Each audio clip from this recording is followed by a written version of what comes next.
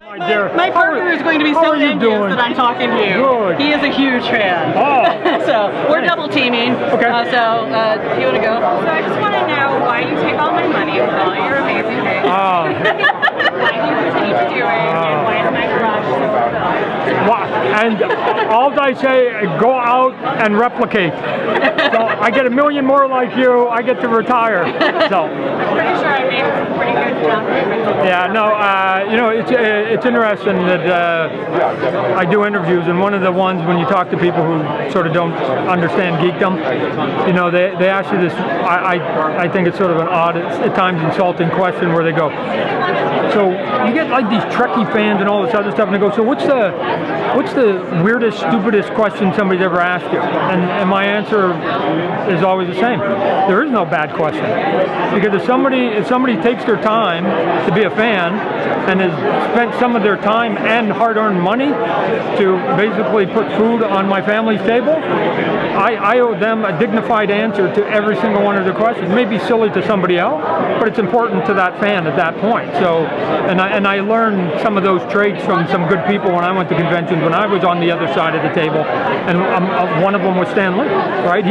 Every person in that 20 seconds, he makes them feel good about themselves, and I had others that made me feel bad as a fan, and I go, if I'm ever on the other side, I'm going to act like that guy and Stan Lee, and I'm going to make sure that every fan I say thank you to. People ask me, why do you say thank you to the fans? It should be the other way around. No, it's not, because without the fans, I'm just self-indulging, right? If nobody's buying it and allowing me to make commerce off of it, I don't have a career.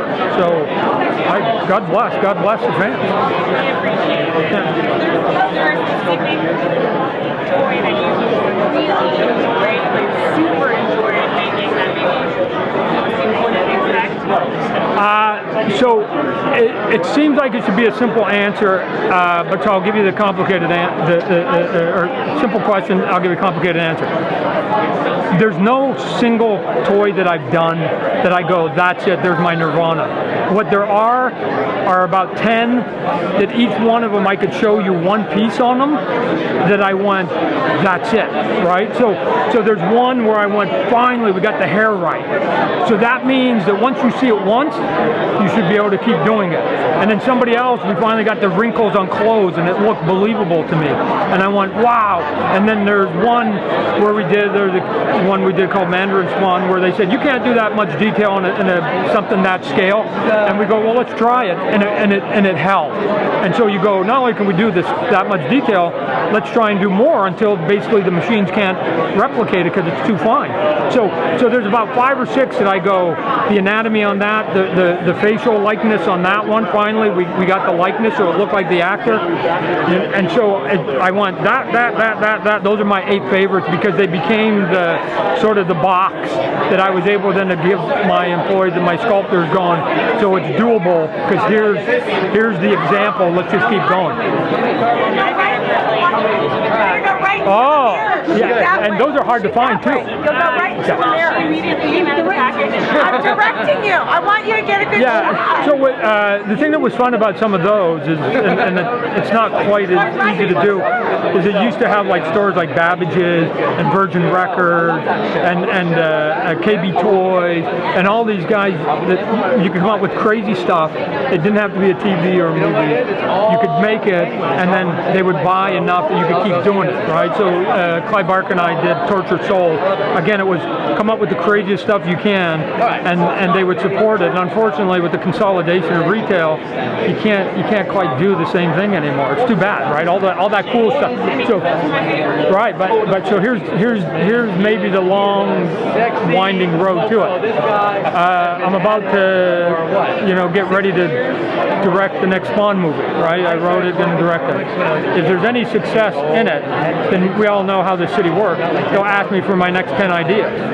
Some of them are those ideas that you and I just talked about that were in plastic form that I think could go on the big screen and we could have it, right? There's a Tortured Soul movie to be had, right? So we can come up with it. So I'll just be a little more patient and I'll just figure out another way to bring the art. Now, speaking of the Spawn movie, the first Spawn movie, it was kind of the first movie version anyway of a more serious tone in comic book movies, and also first really major where the hero superhero was not a white man. Yeah, right. Do you feel that? I mean, talk about that. It's interesting because now, you know, we live in a world that these big giant superhero movies are just the norm, right? So, and the Spawn movie came just a little bit ahead of that curve. The execution could have been done a little bit better. We, you know, rushed some of the special effects, stuff like that. But it's interesting because, you know, I talk to people in the black community, and they still, surprising it is to me, go, he's still cool to us, right? Because he came out like, you know, when nobody else was giving us, you know, a minority superhero, somebody came forward and gave it. So I'm going, wow, I just, as a Canadian, privileged white Canadian kid, I didn't sort of give the same reverence to it. I just wanted to create a hero that would just be the same as everybody else. Because let me back up. I did Spider-Man, and I always wanted to do the scene. I never got around to it because I ended up putting Marvel before that when I was writing and drawing it, where I wanted there to be a mugging, your classic stereotype mugging, white Wall Street guy, black mugger, and then Spider-Man comes in, saves the day, webs up the bad guy, and as he's walking away, the white guy says an epitaph and says, hey, you know, thanks for saving me from that, and then he says the epitaph from that guy, and I wanted Spider-Man to take that Wall Street guy and cram him against the wall and go, what color do you think I am underneath this mask? Because unlike Superman and Batman and Wonder Woman, you don't see any skin. He is covered from head to toe. So why, it always struck me as odd, why for 30 years did we just assume that Spider-Man was a white dude? Like, he could have come from another country, he could have come from another nationality. I mean, you could tell he wasn't female, but again, there's even ways to hide that. And so I go, no. If I go create my own character, I'm gonna come up with something that just sort of bends those rules and says it doesn't matter whether what your nationality, religion, whatever it is. I'm just going to create a hero. My guy's covered from head to toe, and he's just going to do good. And good's good. Doesn't matter where you come from. Well, and Spawn was also one of the first major superheroes that was not a true hero. You know, had a bad side, kind of thing. Do you think that trend is coming? You know, still going to be going for a while? Or? I think the trend works if you do it good. I think, you know, people keep saying, Todd, you think they're going to burn out superhero movies? Of course not. You know, as soon as you do 4 bad movies in a row, people are going to think like, oh my God, they've maxed it. No, just do good versions of any genre. You can do 100 romantic comedies and 100 westerns and 100 superhero movies. Just do them good, and the bad ones don't succeed. So the trend. Look at the movie I'm about to direct. That darkness of that movie, that was a PG-13. That was soft. That was a softball, right?